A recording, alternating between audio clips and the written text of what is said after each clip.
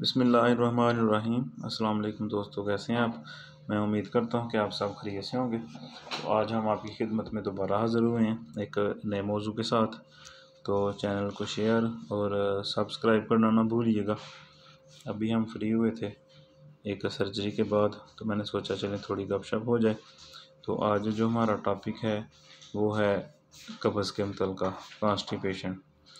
ये एक बहुत कॉमन प्रॉब्लम है और ये एक मामूली नोयत की भी हो सकती है और ये शदीद नोयत की भी हो सकती है। कब्ज़ से मुराद क्या है। अगर एक मरीज़ को, अगर किसी पेशेंट को कम अज़ कम हफ्ते में 2 दफ़ा टॉयलेट की हाजत हो तो उसको हम कब्ज़ वाला पेशेंट कह सकते हैं या उसको कॉन्स्टिपेशन हो सकती है।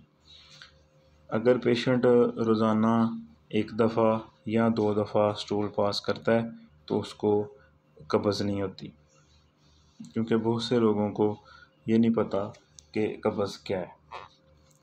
अगर आप हफ्ते में 2 दफ़ा या उससे कम स्टूल पास करते हैं तो फिर हम इस ऐसे पेशेंट को कब्ज़ वाला पेशेंट कह सकते हैं।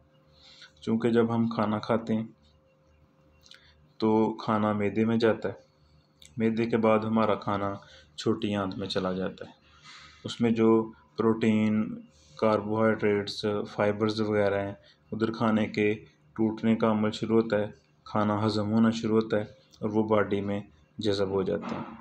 उसके बाद खाना बड़ी आंत में चला जाता है, उधर उसका प्रोसेस जो है वो थोड़ा स्लो हो जाता है छोटी आंत की निस्बत, और जो उसमें पानी और नमकियात होते हैं उधर वो अब्ज़ॉर्ब हो जाते हैं जिस्म के अंदर, और फिर वो जो स्टूल है वो नीचे रेक्टम में चला जाता है।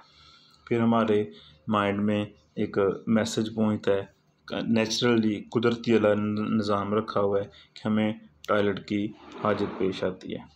तो कब्ज़ हमें क्यों होती है। अपनी रोज़मर्रा के खाने में जब हम खाने में बहुत ज़्यादा फ़ाइबर इस्तेमाल नहीं करेंगे, हम सलाद इस्तेमाल नहीं करेंगे, और कम से कम हमें रोज़ाना 6 से 8 गिलास दिन के टाइम जो है वो पानी पीना चाहिए। अगर आपके जिस्म में, आपकी बॉडी में डिहाइड्रेशन है तो उसकी वजह से भी आपको कब्ज़ हो सकती है। और हमें पानी ज़्यादा पीना चाहिए, सलाद का इस्तेमाल करना चाहिए, फल सब्ज़ियाँ इस्तेमाल करनी चाहिए। जो हम घर में खाना बनाते हैं उसको में जो हम वो आटा इस्तेमाल करते हैं ना, वो छाने बगैर इस्तेमाल करना चाहिए। उसमें बहुत ज़्यादा प्रोटीन होती है, फाइबर्स, और हमें कब्ज़ की शिकायत नहीं होगी। क्योंकि हम जिस इलाके में रहते हैं ये थोड़ा गर्म इलाका है, यहाँ सर्दी बहुत कम अरसे के लिए आती है और ज़्यादा अरसा जो है वो गर्मी रहती है और हमारे जिस्म में डिहाइड्रेशन रहती है।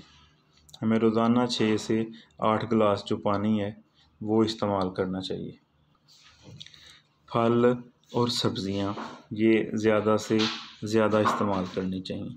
अगर हम पानी कम इस्तेमाल करेंगे तो फिर जो हम खाना खाएंगे तो जब हमारे पेट में फिर वो अपने प्रोसेस के बाद जो नेचुरली प्रोसेस है उसके बाद वो जो पखाना होगा वो बहुत हार्ड हो जाएगा, क्योंकि हमारे जिस्म में पहले ही डिहाइड्रेशन है। तो इसके लिए हमें पानी ज़्यादा से ज़्यादा इस्तेमाल करना चाहिए। इसकी एक और वजह भी है, वो है फ़िज़िकली एक्टिविटीज़।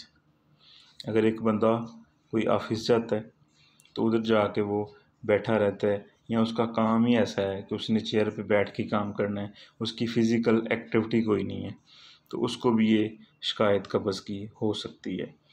हल्की फुल्की एक्सरसाइज जो है वो ज़रूर करनी चाहिए और अपने खाने में ज़्यादा फ़ाइबर इस्तेमाल करना चाहिए और बाज़ार का खाना, फ़ास्ट फूड से परहेज़ करना चाहिए। कुछ लोगों को इसकी वजह से भी कब्ज़ हो जाती है। तो हमने आपको पहले भी जैसे कि बताया था कि हमारा जो चैनल बनाने का मकसद है वो ये है कि हेल्थ के मुतल्लिक़ अगर किसी को कोई प्रॉब्लम हो, हमारे किसी जानने वाले को सियालकोट में कमिश्नर रोड पे गायनी के रिलेटेड, जनरल सर्जरी के रिलेटेड, ENT के मुतलका मेडिसन के रिलेटेड, तो वो हमें किसी भी टाइम, लिंक में हमारा व्हाट्सअप नंबर मौजूद है, तो वो हमसे रब्ता कर सकता है। चैनल को शेयर और सब्सक्राइब करना ना भूलिएगा। अपना और अपने घर वालों की सेहत का ख्याल रखिएगा, दुआओं में याद रखिएगा। अस्सलाम वालेकुम वरहमतुल्लाहि वबरकातुहू।